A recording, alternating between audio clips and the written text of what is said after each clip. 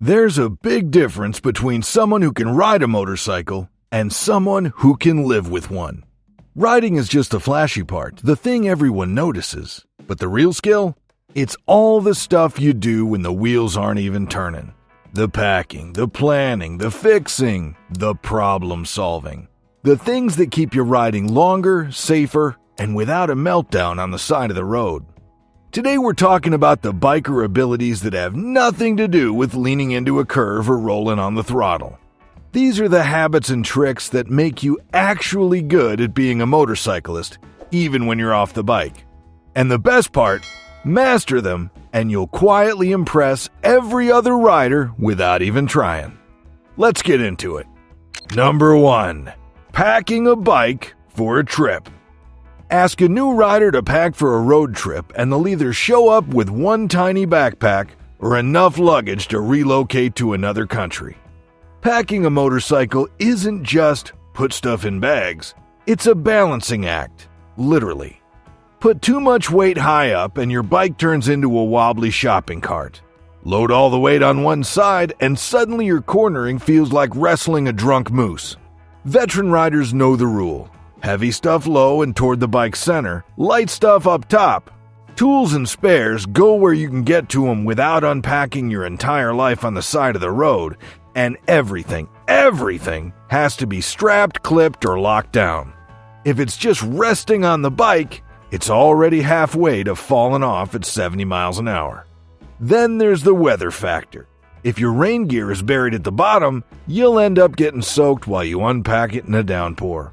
Some riders keep that stuff easy to grab and they never pack without leaving room for whatever they might pick up along the way. Packing a bike is part science, part Tetris, and part knowing exactly how much you don't need to bring. And yes, it's a skill you only really get good at after messing it up a few times. Number 2. Reading the weather. You can have all the latest weather apps, radar maps, and fancy riding forecasts, but the real skill is being able to step outside, sniff the air, and know whether you're about to get drenched. Experienced riders develop this sixth sense over time.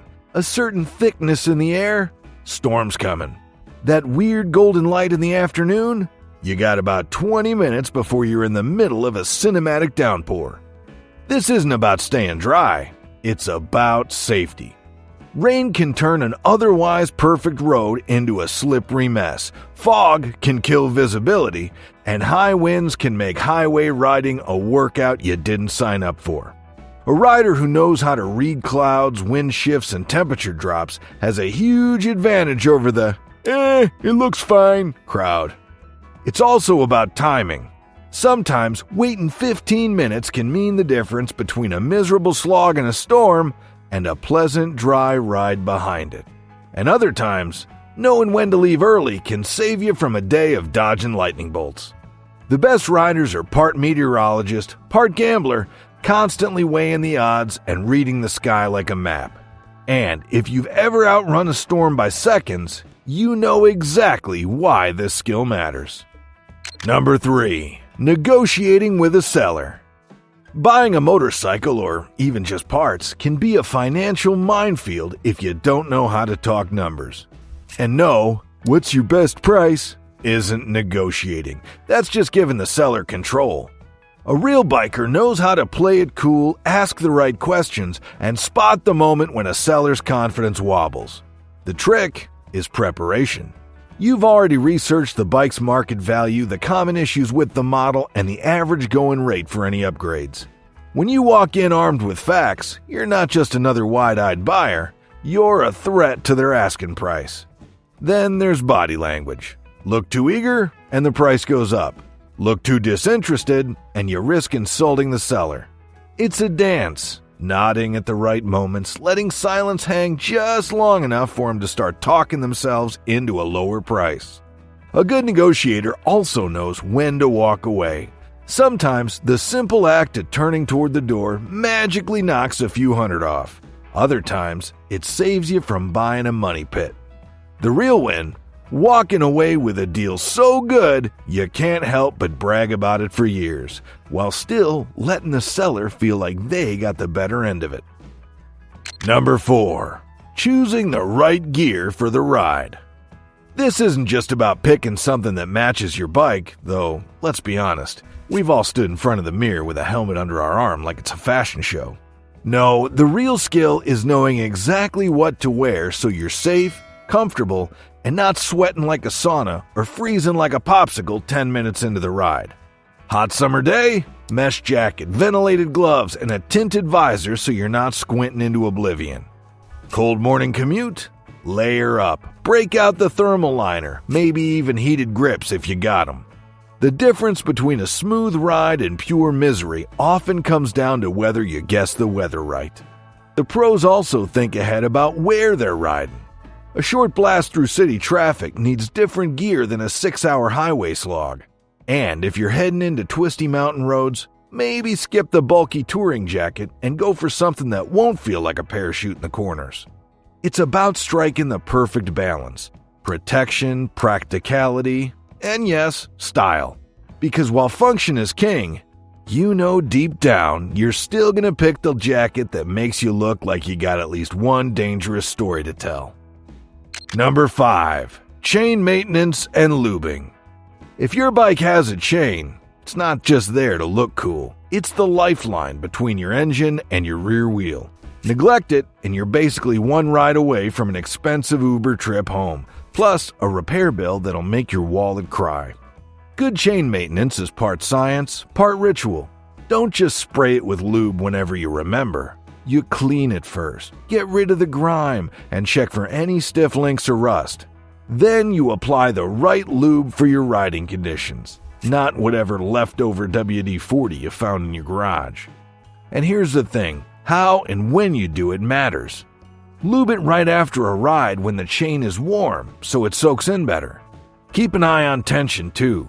Too loose and it'll slap around like a jump rope. Too tight, you're putting strain on the sprockets and transmission. A rider who takes care of their chain isn't just keeping their bike running smoothly, they're avoiding a potential disaster. Because nothing ruins a ride faster than your chain deciding it's had enough and ejecting itself at highway speeds. Bonus, a clean, well-lubed chain just makes your whole bike look like it's loved. Number 6. Reading a tire's story. Your tires aren't just chunks of rubber. They're a diary of your riding habits, your bike's health, and sometimes your bad decisions.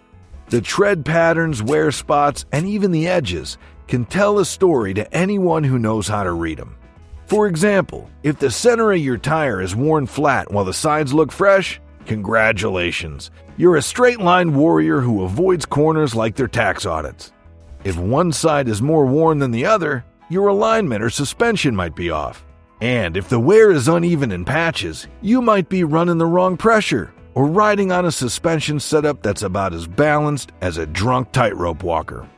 You can also spot signs of underinflation, overheating, or aggressive braking just by studying the tread.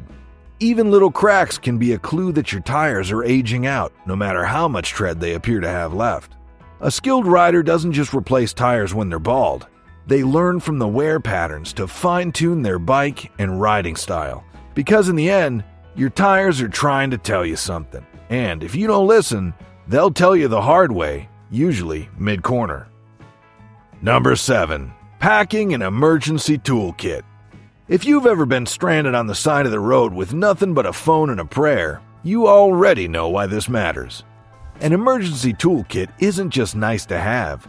It's the difference between riding home and waiting 3 hours for a tow truck that smells like old sandwiches. The key is knowing what actually fixes problems on your bike. That means a set of Allen keys in the sizes your bike uses, a few combination wrenches, a compact tire repair kit, and something to deal with a dead battery like a portable jump starter or at least some jumper cables. Electrical tape, zip ties, and a multi-tool can MacGyver you out of situations you didn't think were possible. But here's a catch. Don't just throw tools in a bag and call it good. Organize them so you can get to what you need without dumping everything on the side of the road. And don't forget consumables like a spare master link if you're running a chain, or a couple of fuses for those inevitable "why isn't my headlight working" moments. A good emergency kit is like carrying a mechanic in your saddlebags, minus the hourly rate and the constant smell of grease. Number 8. Loading a bike on a trailer. This is where many riders discover that gravity is undefeated. Loading a motorcycle onto a trailer seems easy until you watch those motorcycle loading fail videos and realize how many bikes and egos get wrecked doing it wrong.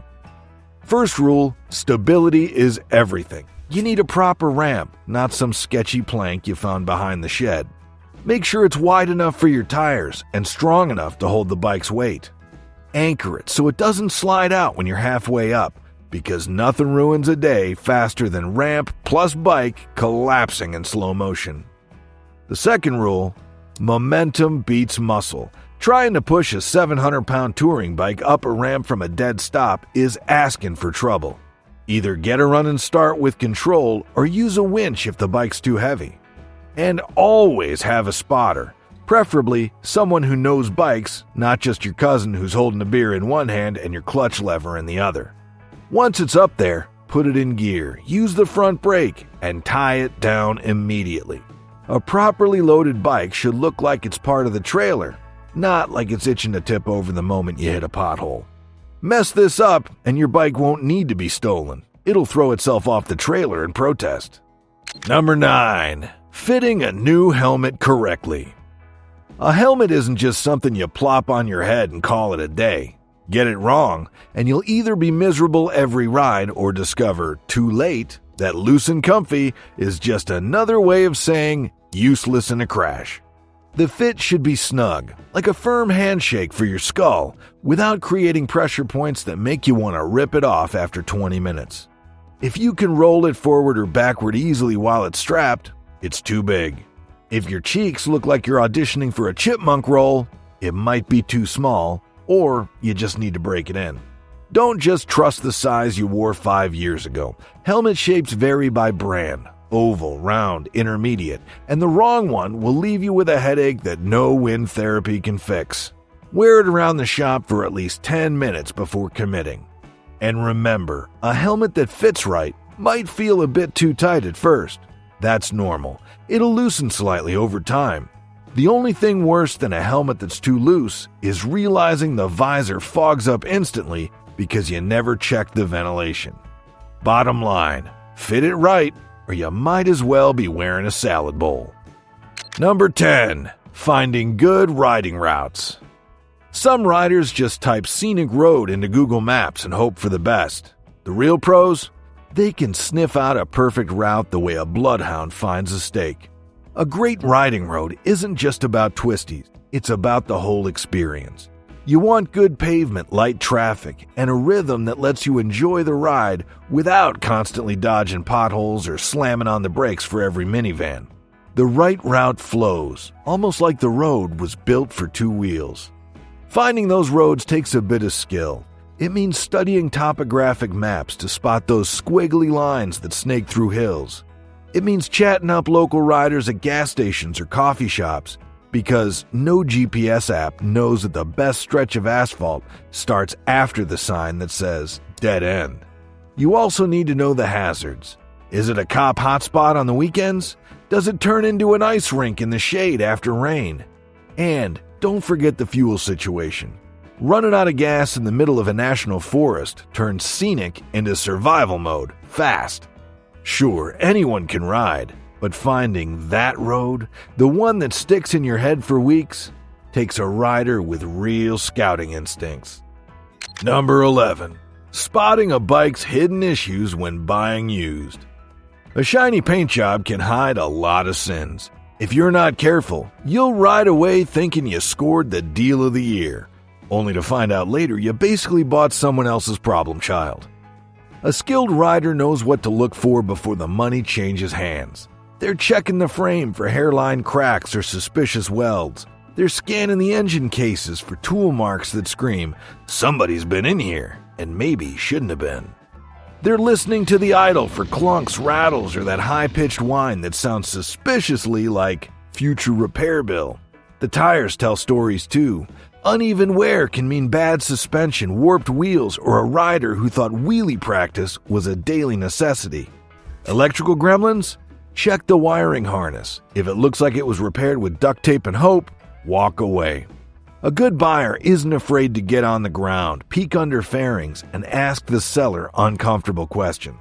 Because once you buy it, those problems are yours, along with the repair bills. In short, the best way to avoid getting ripped off is to know the signs before you even pull out your wallet.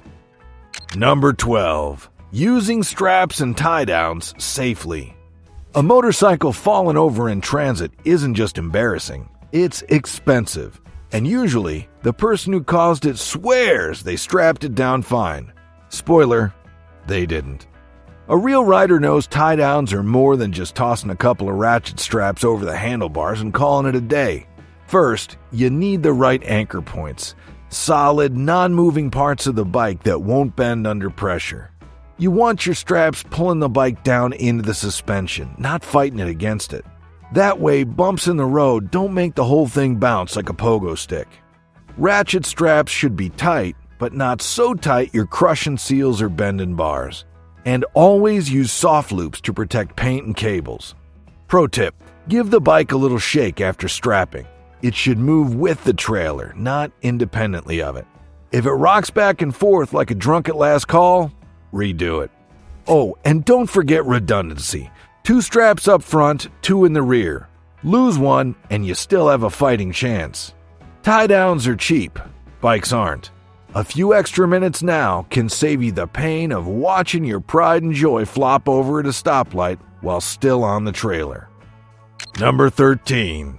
Choosing the right parking spot. Anyone can find a place to park. A good rider finds a place where the bike will still be upright when they come back. The rookie mistake is picking the first open space you see without thinking about the surface, the slope, or the surroundings. Soft asphalt on a hot day? Your kickstand will slowly sink like it's being swallowed by quicksand. Park on a steep downhill? Good luck getting the bike backed out later without looking like you're wrestling a wild animal. Wind is another sneaky enemy, especially if your bike is light or your kickstand angle is steep. A gust can be enough to tip it over if it's leaning the wrong way. And don't forget about foot traffic and cars. Park too close to a busy doorway or a tight spot between SUVs, and your bike becomes a doorstop. Experienced riders also think about visibility. A bike tucked into a dark corner is invisible to drivers backing out, and very visible to thieves. Ideally, you want somewhere level, solid, well-lit, and out of high traffic zones. It's not just about convenience. It's about making sure you return to a bike that's still in one piece and standing tall. Riding skills get all the glory, but these off-the-bike abilities are the real secret weapons of experienced riders. They're the difference between looking like a rookie who just bought a bike yesterday and a rider who's been everywhere, done everything, and still knows how to keep it all together. Because the truth is, anyone can twist a throttle. But packing your gear so nothing falls off, spotting a hidden mechanical nightmare before you buy, or finding that perfect scenic road no tourist has ever heard of, that's the stuff that quietly makes you a master of the craft. So here's the challenge. How many of these skills do you actually have? And more importantly, which ones are you terrible at but will never admit in front of your riding buddies?